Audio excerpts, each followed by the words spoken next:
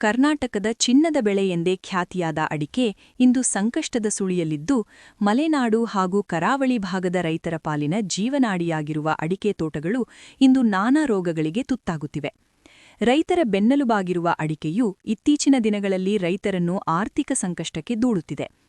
ಒಂದು ಕಡೆ ಹಳದಿ ಎಲೆ ರೋಗದ ಭೀತಿಯಾದರೆ, ಇನ್ನೊಂದೆಡೆ ಕೊಳೆ ರೋಗ ಹಾಗೂ ಎಲೆ ಚುಕ್ಕಿ ರೋಗದ ಅಬ್ಬರ.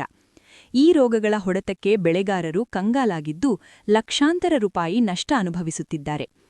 ರಾಜ್ಯದಲ್ಲಿ ಅಡಿಕೆ ಬೆಳೆಯುವ ದಕ್ಷಿಣ ಕನ್ನಡ, ಉತ್ತರ ಕನ್ನಡ, ಚಿಕ್ಕಮಗಳೂರು ಹಾಗೂ ಶಿವಮೊಗ್ಗ ಜಿಲ್ಲೆಗಳಲ್ಲಿ ರೋಗಗಳ ಹಾವಳಿ ಮಿತಿಮೀರಿದ್ದು, ಪ್ರಮುಖವಾಗಿ 3 ರೋಗಗಳು ಬೆಳೆಗಾರರ ನಿದ್ದೆಗೆಡಿಸಿವೆ.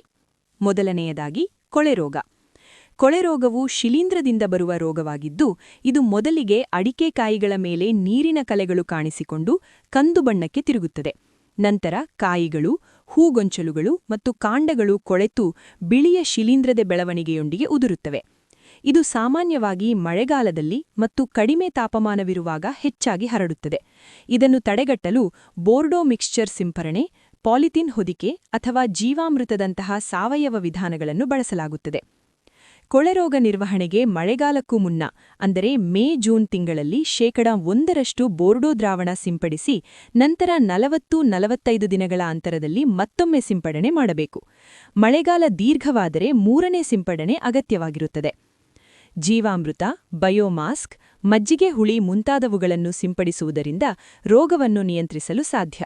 ಸುಧಾರಿತ ಯಂತ್ರಗಳನ್ನು ಬಳಸಿ ಮರದ ಕೆಳಗಿನಿಂದಲೂ ಔಷಧ ಸಿಂಪಡಿಸಬಹುದು. ಎರಡನೆಯದಾಗಿ ಹಳದಿ ಎಲೆ ರೋಗ. ಇದು ದಶಕಗಳಿಂದ ಬೆಳೆಗಾರರನ್ನು ಕಾಡುತ್ತಿರುವ ಮಾರಕ ರೋಗ. ಒಮ್ಮೆ ಈ ರೋಗ ತಗುಲಿದರೆ ಮರಗಳ ಇಳುವರಿ ಶೂನ್ಯಕ್ಕೆ ಇಳಿಯುತ್ತದೆ. ದಕ್ಷಿಣ ಕನ್ನಡದ ಸುಳ್ಯ ಹಾಗೂ ಬೆಳ್ತಂಗಡಿ ಭಾಗದಲ್ಲಿ ಸಾವಿರಾರು ಎಕರೆ ತೋಟಗಳು ನಾಶವಾಗಿವೆ. ಇತ್ತೀಚೆಗೆ ಕಂಡುಬಂದಿರುವ ರೋಗವೆಂದರೆ ಎಲೆ ಚುಕ್ಕಿ ರೋಗ. ಇತ್ತೀಚಿನ ವರ್ಷಗಳಲ್ಲಿ ಇದು ಕರಾವಳಿ ಮತ್ತು ಮಲೆನಾಡು ಭಾಗದಲ್ಲಿ ವ್ಯಾಪಕವಾಗಿ ಹರಡುತ್ತಿದೆ. ಎಲೆಗಳ ಮೇಲೆ ಕಪ್ಪು ಚುಕ್ಕೆಗಳು ಕಾಣಿಸಿಕೊಂಡು ಇಡೀ ಮರವೇ ಒಣಗುವಂತೆ ಮಾಡುತ್ತದೆ. ಕೇವಲ ರೋಗಗಳಷ್ಟೇ ಅಲ್ಲ, ಹವಾಮಾನ ವೈಪರೀತ್ಯ ಕೂಡ ರೈತರ ಬೆನ್ನೆಲುಬನ್ನು ಮುರಿದಿದೆ.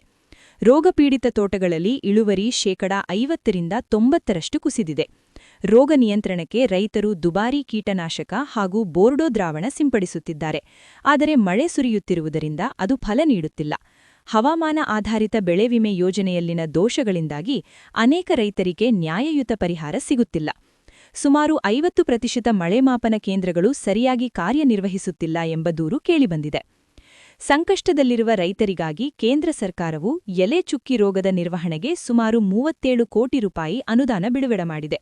ಅಲ್ಲದೆ ಇತ್ತೀಚಿನ ರಾಜ್ಯ ಬಜೆಟ್ನಲ್ಲಿಯೂ ಅಡಿಕೆ ರೋಗಗಳ ನಿಯಂತ್ರಣಕ್ಕೆ 62 ಕೋಟಿ ರೂಪಾಯಿ ಮೀಸಲಿಡಲಾಗಿದೆ. ಇತ್ತೀಚೆಗೆ ಕೇಂದ್ರ ಸಚಿವರು ಭೇಟಿ ನೀಡಿ ವೈಜ್ಞಾನಿಕ ಸಮೀಕ್ಷೆ ನಡೆಸುವ ಭರವಸೆ ನೀಡಿದ್ದಾರೆ. ರೋಗಗಳ ಅಬ್ಬರಕ್ಕೆ ಅಡಿಕೆ ತೋಟಗಳು ಅಸ್ಥಿಪಂಜರಗಳಾಗುತ್ತಿವೆ. ಸರ್ಕಾರ ಕೇವಲ ಅನುದಾನ ನೀಡಿದರೆ ಸಾಲದು.